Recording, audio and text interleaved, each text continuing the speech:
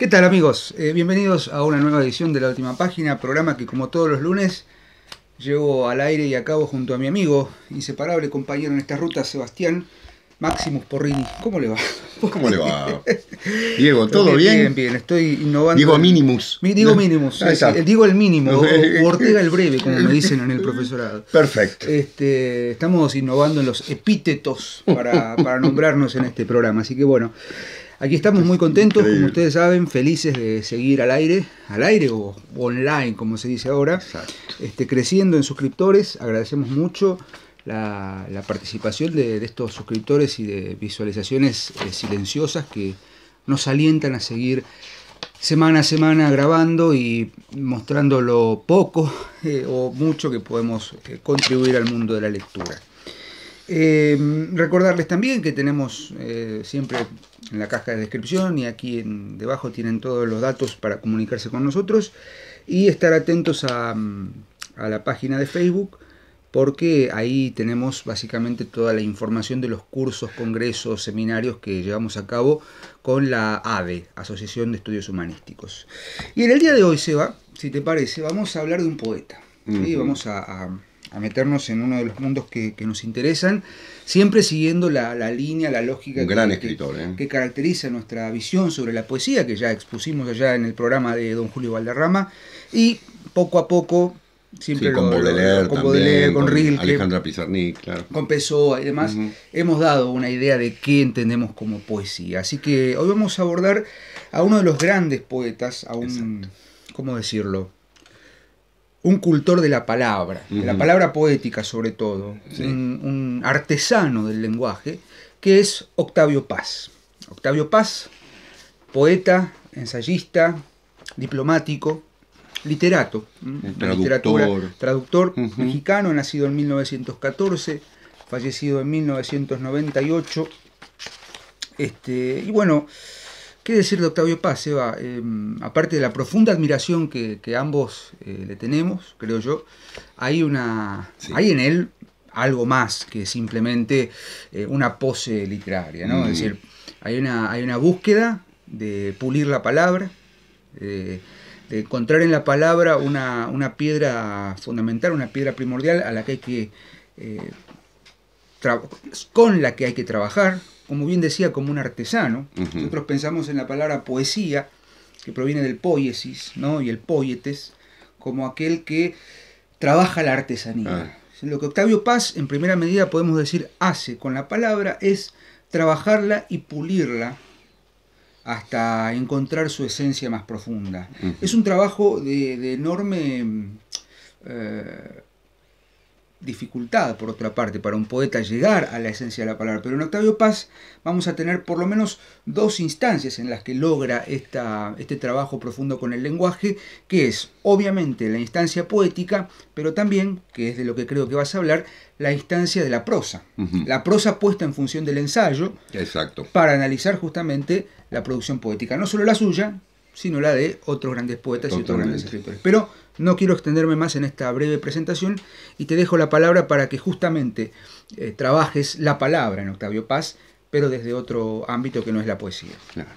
Bueno, yo voy a ocuparme del ensayo de este libro precioso que se llama El arco y la lira, que fue publicado por el Fondo de Cultura Económica allá por 1952 y que Octavio Paz revisa en los años 60, dejando ya una edición definitiva, que lamentablemente, como verán nuestro público, no tengo el libro, sino tengo fotocopias, qué horror, ¿no? Pero en este caso las puedo trabajar, ¿cómo decirlo? Entonces, las he trabajado en clase, entonces las puedo trabajar subrayándolas y demás, y es más, para no arruinar tanto el libro. Bien, voy al texto. El arco y la lira es un ensayo sobre podríamos decir la naturaleza de la poesía, ¿sí? Es decir, de alguna manera tratar de responder a la pregunta clave, ¿qué es la poesía? Y a mí me interesó subrayar algunas cosas. Es un libro de 300 páginas, entonces ustedes se imaginarán que he prestado atención a algunos aspectos sobre los cuales siempre pongo un poco las tintas, cargo las tintas. Y que tiene que ver con lo siguiente, partamos de esto. El poema, dice Octavio Paz, es el lugar de encuentro entre el ser humano y la poesía. Es decir, la definición que da Octavio Paz de poesía no solo implica a un conjunto de palabras con ritmo, rima y demás, sino que la poesía en sí está en muchísimos aspectos de la vida cotidiana incluso, y en muchísimos aspectos del arte, ¿no? Pienso en la pintura, la música, la danza, que también tienen una enorme carga poética.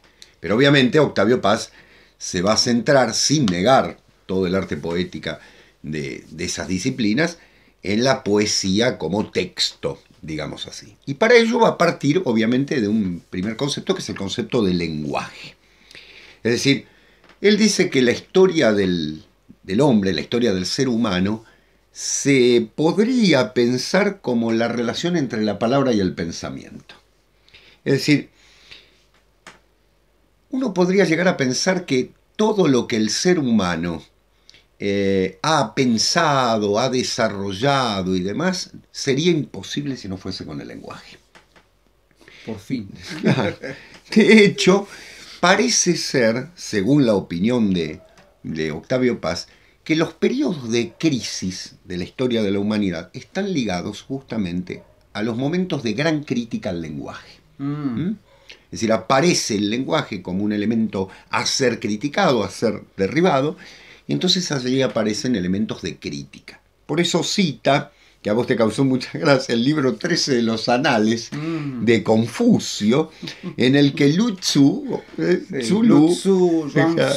exacto, bueno, los nombres son así, le pregunta a Confucio, si el duque de Wei te llamase para administrar su país, ¿cuál sería tu primera medida? Y el maestro dijo, la reforma del lenguaje. Es decir, el lenguaje parece ser la esencia, según esta opinión, de todo lo que relaciona al ser humano con el mundo y de todo lo que el ser humano crea. Por eso va a ser una reflexión constante respecto de la poesía actual, diciendo lo siguiente. Miren qué interesante, lo voy a citar literalmente. La creación poética se inicia como violencia sobre el lenguaje. El primer acto de esta operación consiste en el desarraigo de las palabras. El segundo acto es el regreso de la palabra. El poema se convierte en objeto de participación. Es decir, ¿cómo podríamos ver esto del desarraigo del primer acto y demás? Las palabras, como monedas usadas, como cartas ajadas, podríamos decir, como naipes, ¿no? Ya muy desgastados por el uso cotidiano. El poeta las recupera, las lava, las embellece nuevamente, las vuelve a pulir. Las vuelve a pulir, no, exactamente, le devuelve el valor prístino, ¿no? Con lo cual la misma palabra vuelve en el texto a tener una dimensión absolutamente particular. Palabras, incluso, yo recordaba, por ejemplo, palabras poco poéticas, ¿no? Diríamos como moscas, ¿no? Me parece, no sé, un elemento bastante desagradable. Sin embargo, el gran Antonio Machado escribió uno de los mejores poemas, sin duda, sobre las moscas, utilizando algo, en principio, si se quiere, desagradable. No son solo princesas, no son solo no son claves sonoros. Ipsipilas que dejaron la crisálida. Exactamente. El esdrújulo Rubén Darío. El esdrújulo Rubén Darío, sí señor. Que o tanto, quien fuera Ipsipila que dejó su crisálida, exacto. Cuántas que las esdrújulas maravillosas, ¿no? Sí. Y en ese sentido, hay algo que puede parecer polémico. En este momento, 1952, Octavio Paz está viviendo una irrupción poética en el mundo muy notable, que es el surrealismo, ¿no? Valga decirlo. Y él, observen lo que dice. El poeta moderno no habla el lenguaje de la sociedad, ni comulga con los valores de la actual civilización. La poesía de nuestro tiempo no puede escapar de la soledad y la rebelión, excepto a través de un cambio de la sociedad y del hombre mismo. La acción del poeta contemporáneo solo se puede ejercer sobre individuos y grupos. En esta limitación reside acaso su eficacia presente y su futura fecundidad. Es decir, si verdaderamente opera, estamos hablando de símbolos operativos, ¿no? Bueno, es decir, si la poesía... Siempre presente. Siempre presente, totalmente. Es el ángel, ¿no? El ángel de la guarda. Si la poesía opera... El faro o el farero. Claro, exactamente. Muy bien, estamos haciendo juegos de palabras. Si la poesía opera realmente sobre la sociedad, quiere decir que el poema ha trabajado de manera constante y, por supuesto, en ese sentido, reconocible. ¿Por qué? Porque la poesía, de acuerdo con esta visión de Octavio Paz, no es un ejercicio meramente intelectual, no es un ejercicio que tiene que ver fundamentalmente con escribo algo porque me surgió desde el interior y punto, y se terminó, y una angustia y todo lo que sabemos. O, Sí. Permítame el término, Adelante. vomitar aquello que está uno masticando y decir, bueno, esto es poesía porque habla. Exactamente. O sea, la poesía, permito hacerme este paréntesis, la poesía no es hablar como se habla ahora. Claro. ¿No? Es decir, usar las palabras. Si lo fuera, sería tan renovador del término que dejaría de ser el término que, claro, exactamente. Dejaría de ser, en principio, trabajo con el lenguaje. Claro. Es decir, escarbar el lenguaje. Cuando hablábamos de Virginia Woolf, sí, hablábamos de que ella tenía un concepto del excavar, ¿no? Excavar en sus personajes y crear túneles. Bueno, aquí hay un término similar, obviamente con todas las distancias que se merecen.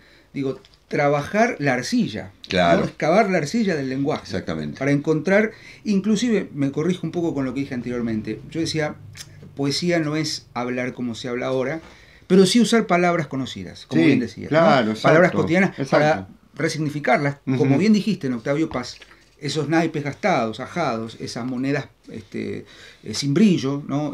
Opacas, es volver a pulirlas, volver a encontrar el sentido, claro, darles brillo para resignificar algo que es trascendente y que es anterior. Exactamente, exactamente. Vos fíjate, Diego, que nosotros lo hablamos, ¿te acordás en el programa sobre Japón?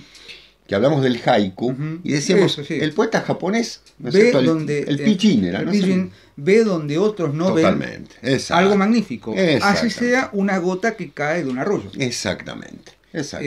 Juan José Saer tiene un poema, casi un haiku, no recuerdo exactamente. ¿Vos lo citaste en el... Lo he citado, sí, que es ser como la gota que está por caer de una hoja antes de comenzar una tormenta. O la primera gota que cae, algo así, pero ese momento... La instantánea, que se eterniza, ¿no? Hacer eterno un instante. Claro. En ese sentido, la poesía o el poeta es un gran fotógrafo, por así decirlo, pequeño homenaje a nuestro amigo y colega Alejandro Jiménez Luna. Que es ambas cosas. Que es ambas cosas, en su canal que hemos compartido en algún momento, lo hemos entrevistado en Nota al Pie. Trabaja justamente con esto de la instantánea y la poesía.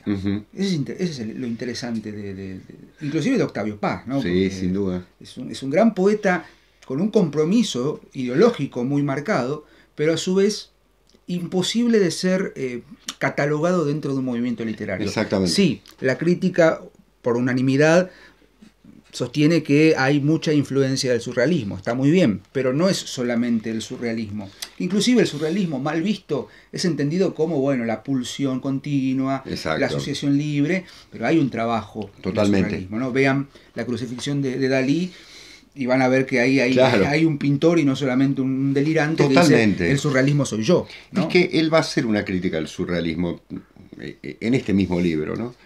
Vos fíjate que él habla en un capítulo, yo estaba mirando el número, pero no tiene el número, es verdad. Habla de, mirá el título, revelación poética. La revelación poética. La palabra revelación es como... ¿A quién cita? Cita a Rudolf Otto, quien ya estuvo presente en este programa en un momento. Inauguró el ciclo 2019. Claro. Perdón, ese es Walter, perdón, me estoy confundiendo. Exacto. Los Otos. Los Otos, exacto. Rudolf Otto, que lo trabajamos, exacto, cuando trabajamos lo sagrado y lo profano de Eliade. De Eliade, exactamente. Correcto. ¿Por qué? Porque la base de la poesía y de la religión, dice Octavio Paz, citando a Rudolf Otto, es la misma. Es la situación humana original. Original en el sentido no de innovador, sino de origen. La situación en la cual el ser humano se encuentra desnudo adánicamente ante el mundo y debe nombrarlo, ¿no? Esa situación que comporta a la poesía como una revelación. Me permito volver a citar a Octavio Paz, la verdad que sus palabras son más claras que las mías. Habría que hacer un podcast leyendo todo Octavio Paz y sin intervención. Vos sabés que es verdad. Dice, la poesía no es un juicio ni una interpretación de la existencia humana. El surtidor del ritmo imagen expresa simplemente lo que somos. Es una revelación de nuestra condición original, cualquiera que sea el sentido inmediato y concreto de las palabras del poema. ¿Sí? Es una revelación de nuestra condición original. El poeta nos devuelve a una situación primaria, primigenia, en la que nos desnuda ante el mundo, nos desnuda ante las palabras. Y en ese sentido resulta interesante otro de los capítulos, porque viene a afirmar lo que está diciendo. Les recuerdo que también cita a Heidegger, ¿sí? Inevitable en este momento, para hablar de la inspiración. Bueno, aquí viene un tema interesante, no se ha hablado muchísimo, los románticos se han encargado de trabajar muchísimo en este sentido, pero Octavio Paz tiene una frase colosal, me pareció simple y directa. La poesía no se siente, se dice. El decir es el hecho poético, no el sentir. Pues yo evidentemente siento muchísimas cosas, Diego también, todo ser humano también, pero no soy un poeta. No. Es decir, no tengo esa capacidad. Es decir, el sentir tales cosas no me convierte en un poeta. Es el decir lo que me convierte en un poeta. No el opinar. No, el no decir. El opinar, Vuelvo al maestro Calazo. Exactamente. Con lo cual, el poeta de alguna manera, y en este sentido la inspiración ha sido notable en la historia de la literatura moderna, se ha convertido en un conflicto moderno, dice él. La inspiración es un conflicto moderno, un conflicto que nace fundamentalmente con el Sturm und Drang. Es decir, los poetas románticos que de alguna manera van a buscar una inspiración diferente de la que se les planteaba desde el punto de vista académico, liberan a la poesía en ese momento de la repetición formulaica a la que estaban acostumbrados los neoclásicos, por decirlo, que pésimos poetas en muchos casos, ¿no? Sí, claro, grandes ensayistas, pero pésimos poetas. Es decir, hay que entender que desde el romanticismo, el yo del poeta habría reunido algo que de alguna manera todavía no hemos separado, que es el yo con la sensación de angustia que ha dominado a la poesía moderna. No es que los románticos hayan dicho inevitablemente la poesía tiene que ser esto, pero cierta poesía romántica llevó hacia un camino sin salida en el que parece que la angustia es el único momento, el único instante, diríamos así, para la revelación poética. Cuando en verdad la revelación poética, como bien dice Octavio Paz, debe separarse de eso. ¿Para qué? Para dar la revelación del hombre original, del ser humano original, del ser humano primigenio.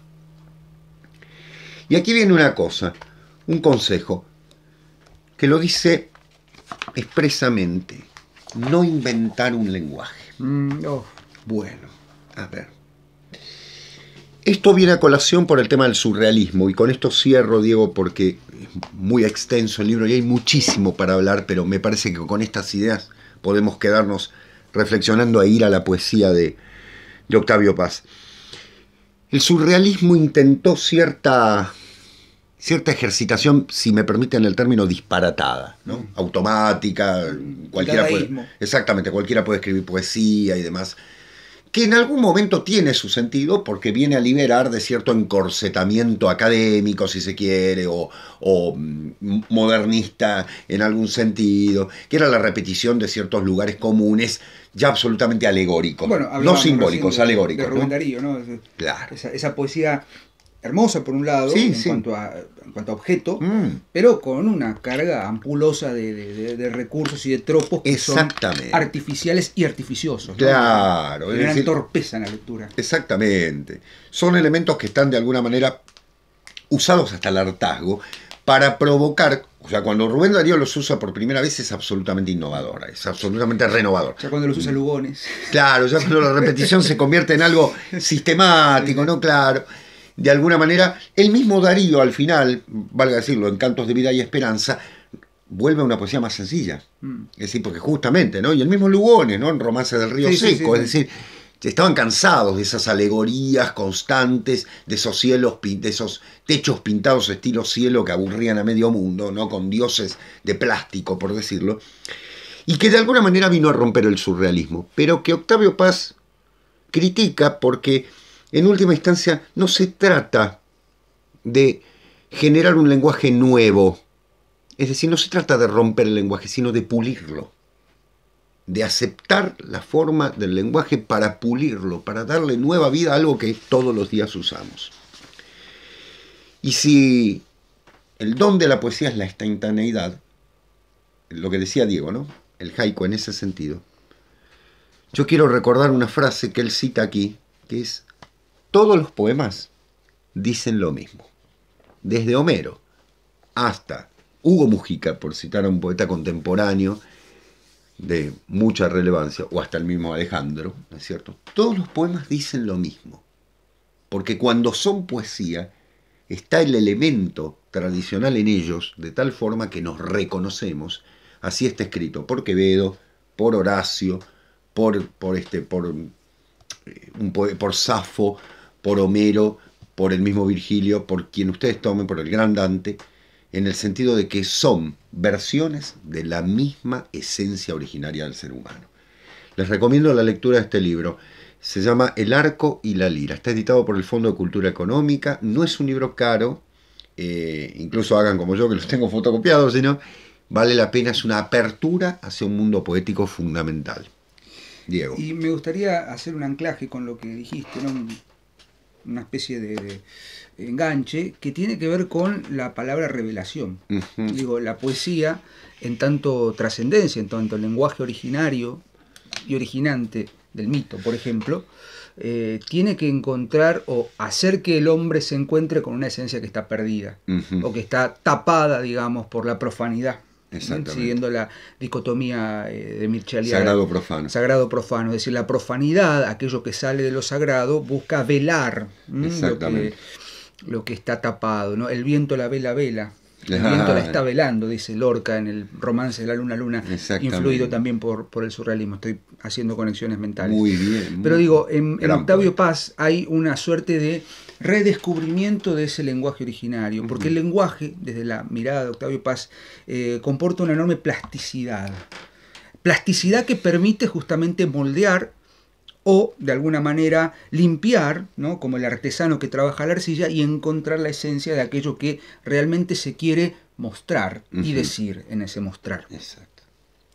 Podríamos hablar largamente de los volúmenes de poesía de Octavio Paz, pero me parece más interesante tomar algunos fragmentos poéticos de Octavio y llevarlos al plano concreto y práctico de lo que hemos estado diciendo.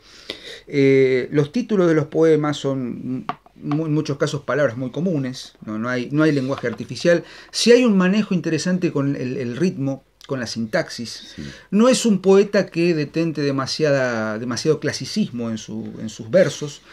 Tampoco es un poeta muy uniforme en la métrica. Exacto. Por suerte, ¿no? Pero sí es un poeta muy musical en ese sentido, ¿no? En el sentido de hacer que la sonoridad, la cadencia, el ritmo de la palabra también sean como rituales que, al ser escuchados, atraigan, seduzcan. Exacto. Es decir, y nos hagan ver en esas letanías, o en eso, bueno, me sale a decir letanías, pero en esas especies de cánticos, algo que nos interpela a repensar nuestro lugar en el mundo.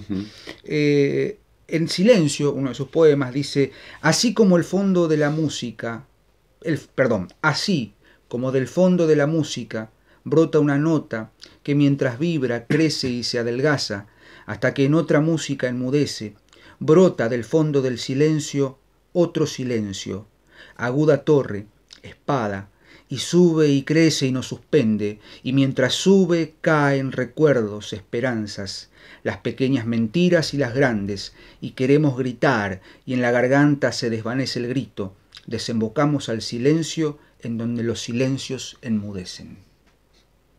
¿No? Es el hinduismo puro. Bueno, la beta orientalista, ¿no? De Octavio Paz es algo que no hemos mencionado, pero que obviamente cuando citaste el tema haiku, ahí está presente. Es decir, uno de los grandes recuperadores de la tradición mística oriental fue Octavio Paz en México, ¿no? Sin duda. Más adelante, en el poema titulado La poesía, dice Octavio Paz, por ejemplo, de la poesía: ¿por qué tocas mi pecho nuevamente? Llegas silenciosa, secreta, armada, tal los guerreros a una ciudad dormida. Quemas mi lengua con tus labios, pulpo, y despiertas los furores, los goces, y esta angustia sin fin, que enciende lo que toca, y engendra en cada cosa una avidez sombría. Engendra en cada cosa una avidez sombría. Volver a encontrar aquello que estaba ensombrecido.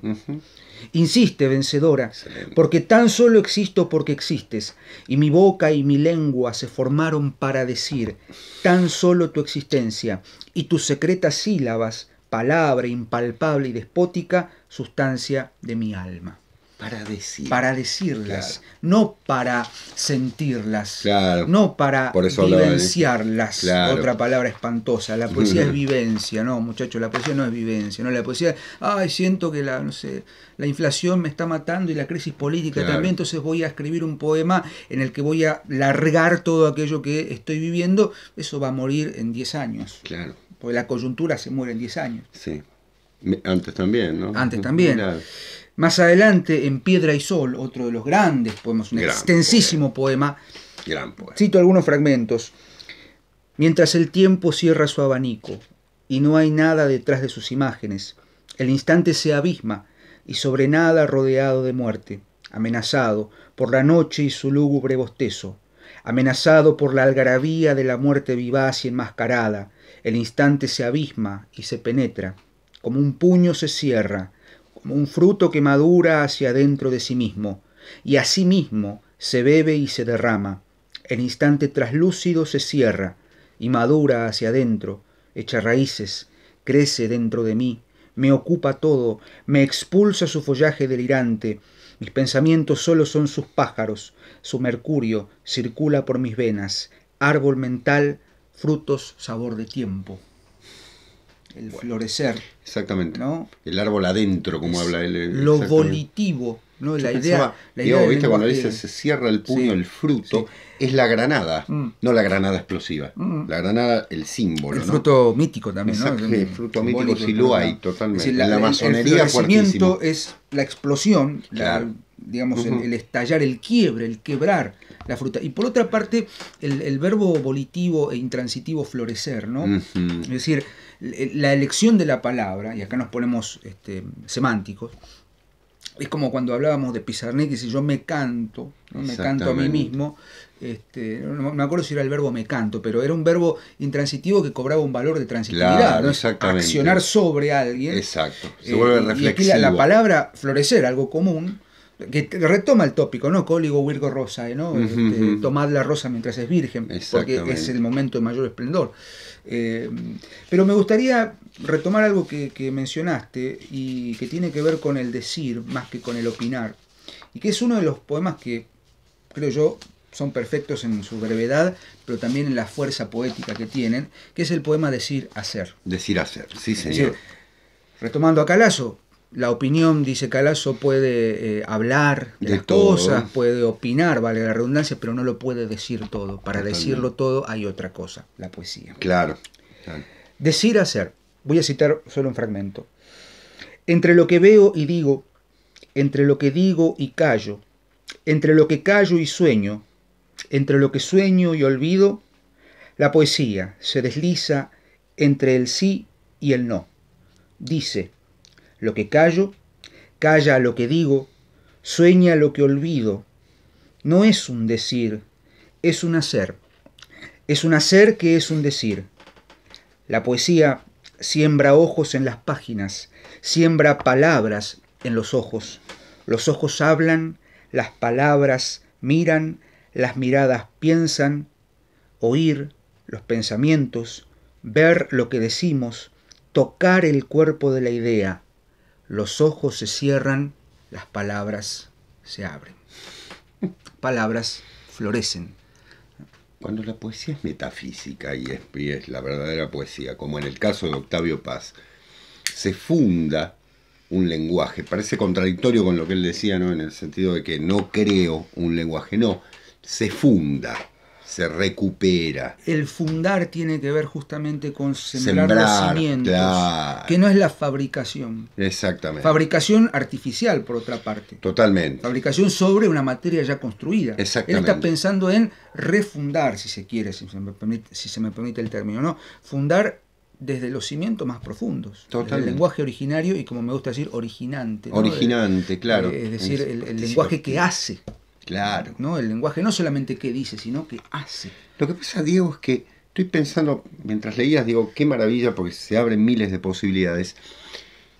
En esta idea, fíjate con qué lo voy a relacionar, autor que ya vamos a trabajar en su momento. Vivimos una era de técnica, de dominio total de la técnica, en el cual el lenguaje se ha convertido claramente en un elemento de comunicación empobrecido, en un elemento de comunicación absolutamente teórico en el peor sentido del término, dominante desde el punto de vista de lo comunicativo meramente, hay que ser absolutamente pedestre en todo sentido. Octavio Paz es una reacción, claramente.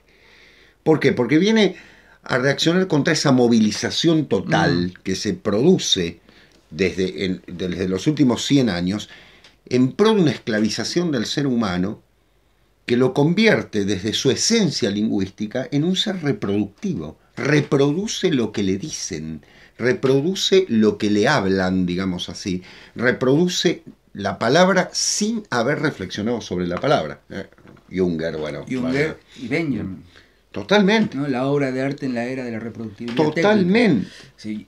Un visionario mucho más Benjamin. claro, me parece. Sí, aunque Benjamin también, pero desde una mirada muy pesimista. Es decir, estamos subsumidos ante el avance, como bien dijiste, de la tecnificación. Perdón. No solo de la palabra, sino del arte. Me dejó la pelota. Yo de fútbol no sé nada, pero me dejó la pelota en el arco. Sí. El Kali Yuga. El Kali Yuga, está. Ya está. Y como ya el Kali Yuga está cerca, nosotros estamos llegando a nuestro Kali Yuga semanal, ¿no? O sea, acá está el fin de los tiempos y de la última página de hoy. Nos vemos la semana que viene. Los dejamos leyendo Octavio Paz, lo pueden encontrar, y nosotros seguiremos también leyendo el próximo lunes en una nueva emisión de la última página. Gracias, Eva, como siempre. A vos, Diego. Y a ustedes nos vemos la semana que viene aquí leyendo. Adiós, gracias. Chao.